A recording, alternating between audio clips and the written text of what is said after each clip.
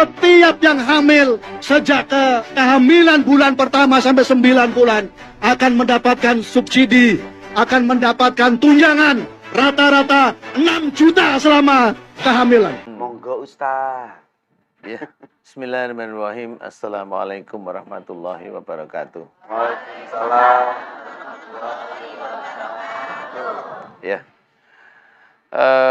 Orang-orang yang ingkar janji ini kita tidak usah berpikir mencari orang lain, ya. Kita tidak usah berpikir bahwa teman atau saudara kita yang senantiasa ingkar janji, nggak usah dipikirin yang seperti itu. Kita belajar berpikir bagaimana kalau kita itu berjanji, kita yang menepati, itu aja.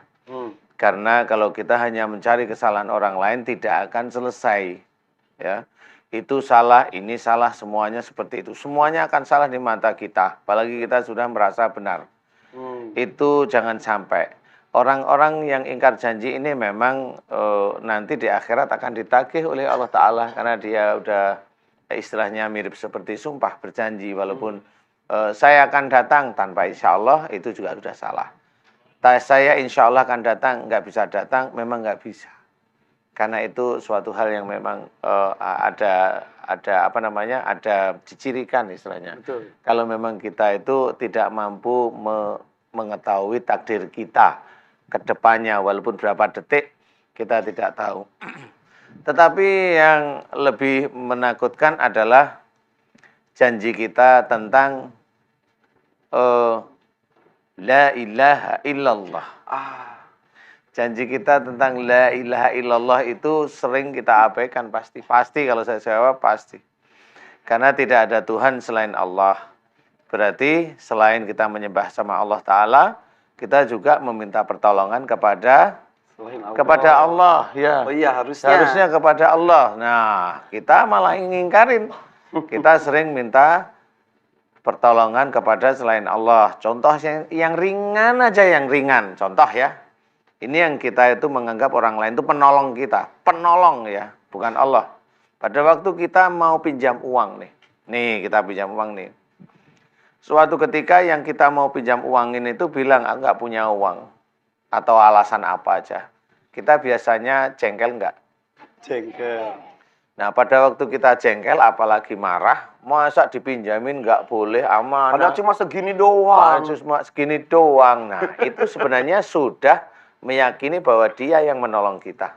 Nah, sesimpel itu ya? Sesimpel itu sebenarnya. Tauhid itu seperti itu, sesimpel itu. Nah, itulah yang yang akhirnya kita akan menjadikan salah. Contoh umpamanya. Ini yang sudah ada di khasanah negara ya. Negara itu kan ada karyawan, ada staf maksudnya ya, kemudian ada kepala ya, kemudian ada pejabat-pejabatnya. Ini kalau kita rata-rata bapak atau ibu yang memang tabuk apa namanya, pekerjaan seperti itu, ya. Itu kan rata-rata pingin sekali karirnya naik ya, betul ya? Ya. Nah ini kadang-kadang mohon maaf sekali, ini saya harus cerita. Pada waktu keinginan karir naik ini menjadikan dia itu harus menghamba kepada pimpinannya. Dia apa-apa mau, ini mau. Dipanggil sama pimpinan lagi apapun juga, ayo. Iya, ayo. Tapi ketika azan berkumandang dientar-entarin. Padahal itu maha pimpinan. Ya, contohnya seperti itu. Ya, salah satu contoh seperti itu. Yang lebih ngeri lagi adalah dia berpikir dan diyakin dalam hati pimpinan saya inilah yang bisa menaikkan pangkat saya. Nah, itu sebenarnya janji kita kepada Allah Ta'ala itu hilang. Ya.